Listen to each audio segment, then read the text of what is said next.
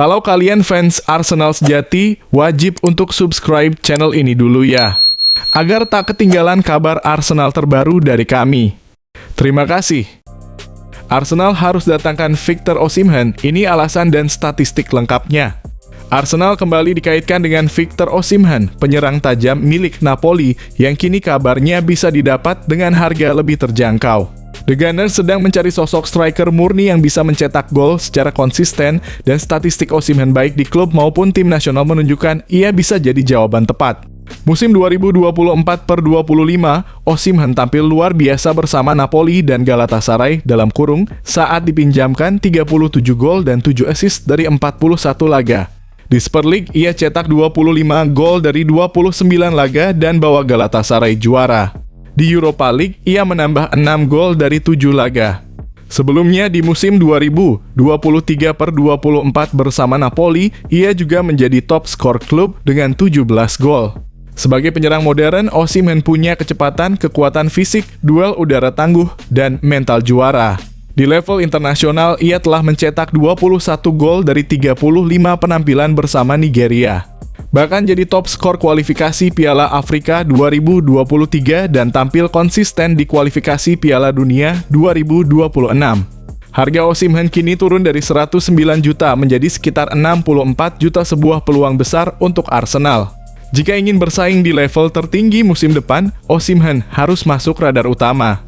Bagaimana menurut kalian, Go Owners? Apakah Osimhen adalah jawaban untuk lini depan Arsenal?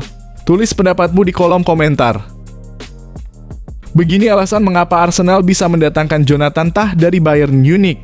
Arsenal tengah mencari cara memperkuat lini pertahanan musim ini, dan salah satu nama yang layak dipertimbangkan adalah Jonathan Tah.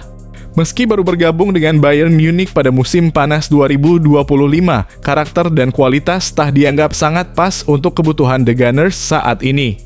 Bek timnas Jerman ini tampil impresif bersama Bayer Leverkusen musim 2023/24 dengan 50 penampilan dan 6 gol di semua ajang. Ia jadi kunci keberhasilan Leverkusen meraih gelar Bundesliga dan DFB Pokal serta tampil solid di Eropa. Tak masuk dalam Bundesliga Team of the Season dan mencatat statistik luar biasa, 74% kemenangan duel udara dan lebih dari 300 ball recoveries dalam semusim. Di level internasional, Tah sudah mencatat 35 caps bersama timnas Jerman sejak debutnya pada 2016. Ia tampil sebagai starter di Euro 2024 dan menunjukkan kepemimpinan matang di lini belakang. Dengan situasi skuad Arsenal yang minim rotasi di posisi bek tengah, kehadiran Tah akan jadi solusi penting.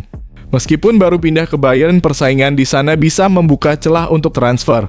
Bagaimana menurut kalian, fans Arsenal?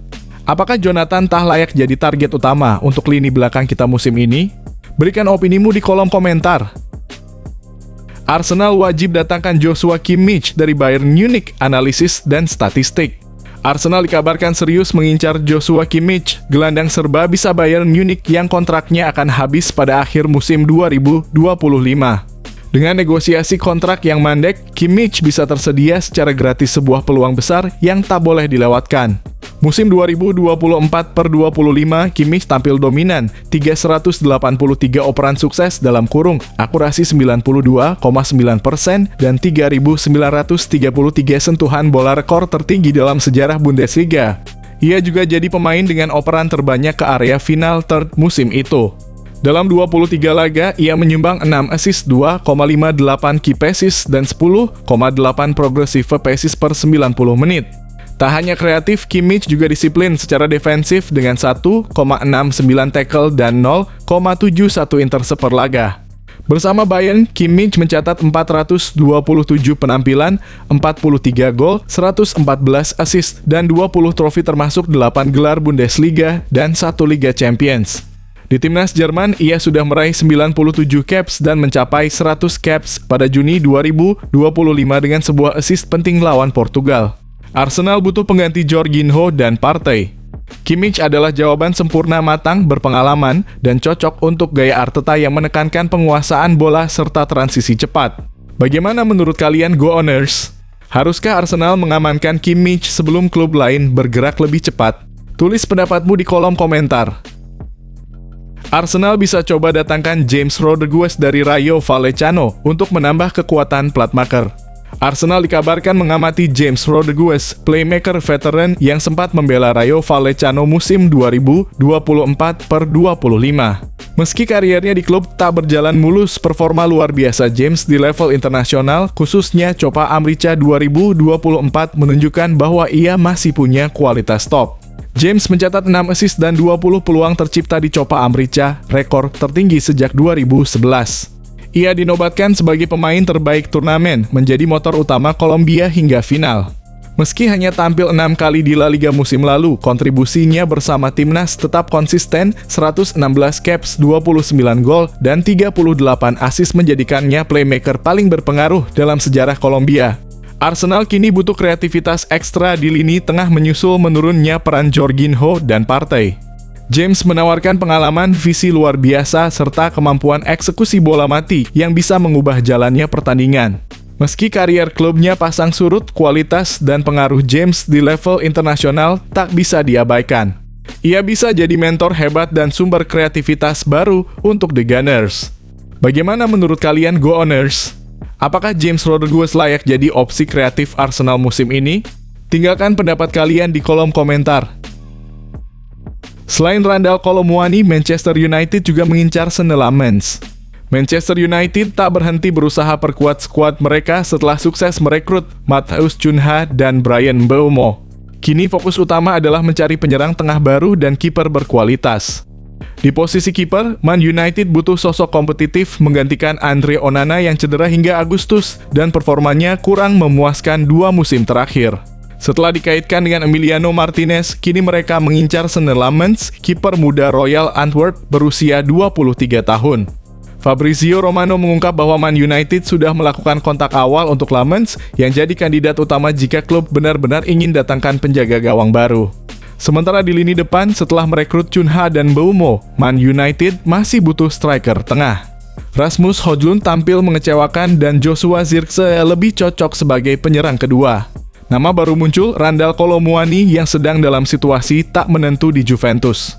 PSG pemilik Muani belum mencapai kesepakatan dengan Juventus, membuka peluang bagi Man United dan Newcastle. Menurut kalian siapa yang lebih dibutuhkan Man United sekarang, kiper baru atau striker tajam? Tulis pendapatmu di kolom komentar.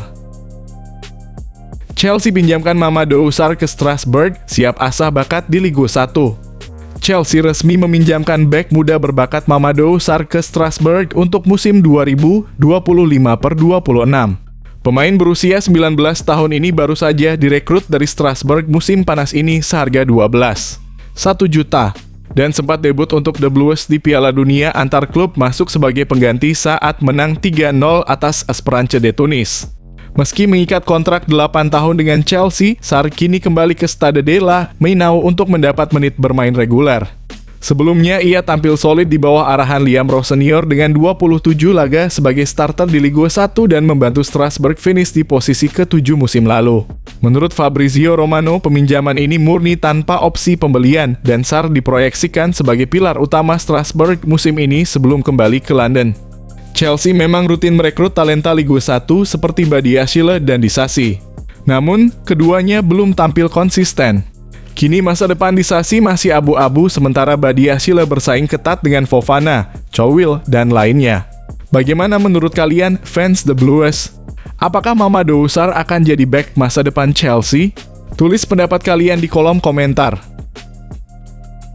Liverpool gasak stok 5-0, Darwin Núñez cetak hat-trick dalam 14 menit. Liverpool tampil menggila dalam laga uji coba tertutup melawan Stoke City di AXA Training Center Minggu (20 Juli 2025). Reds menang telak 5-0 dan Darwin Núñez jadi bintang utama dengan hat-trick hanya dalam 14 menit. Núñez membuka skor di menit ke-6 lewat tendangan susulan tajam. 6 menit berselang, ia menggandakan keunggulan lewat penyelesaian akurat dari umpan silang Szoboszlai. Gol ketiganya datang lewat sundulan usai menerima umpan Curtis Jones hat-trick kilat yang penuh kepercayaan diri. Gol tambahan dari Rio Ngumoha dan Federico Chiesa melengkapi pesta 5 gol Liverpool. Ini kemenangan kedua beruntun di pramusim setelah sebelumnya mengalahkan Preston 3-1. Selanjutnya mereka akan menghadapi AC Milan di Keita Sports Park, Hong Kong pada 27 Juli. Di babak kedua, Liverpool melakukan rotasi total. Ben Doak, Cody Gakpo, dan Cisa mencoba menambah gol, sementara Armin Petsi harus sigap menghadapi ancaman dari Stoke. Bagaimana pendapat kalian soal performa Nunes? Apakah ini tanda kebangkitannya musim ini? Tulis komentar kalian, Kopites. Manchester City ingin cetak sejarah. Mau pulangkan kiper Burnley ini. Manchester City bersiap kehilangan Ederson Moraes pada musim panas ini. Sang kiper tengah mempertimbangkan tawaran dari Galatasaray dan belum mengaktifkan klausul perpanjangan kontraknya hingga 2027. Dengan kondisi ini, City kemungkinan besar akan menjual Ederson yang telah membela klub sejak 2017. Mencatat 372 penampilan dan meraih 18 trofi, termasuk 6 gelar Premier League dan 1 Liga Champions. Sebagai langkah antisipasi, City mulai mencari pengganti. Setelah Diogo Costa dari Porto masuk radar, kini muncul nama James Trafford, kiper muda yang sukses membawa Burnley promosi ke Premier League. Menurut The Times, City siap menebus klausul buyback sebesar 40 juta untuk memulangkan Trafford yang mereka lepas ke Burnley senilai 15 juta. Trafford sendiri pernah mengungkapkan ambisinya dalam podcast Ben Foster, mengatakan bahwa tujuannya adalah bermain di klub top Inggris. "Saya kini lebih baik dan siap unjuk gigi," ujarnya penuh percaya diri. Apakah James Trafford layak jadi penerus Ederson di bawah Mr. Man City? Bagaimana menurut kalian, fans The Citizens? Yuk, tulis opini kalian di kolom komentar.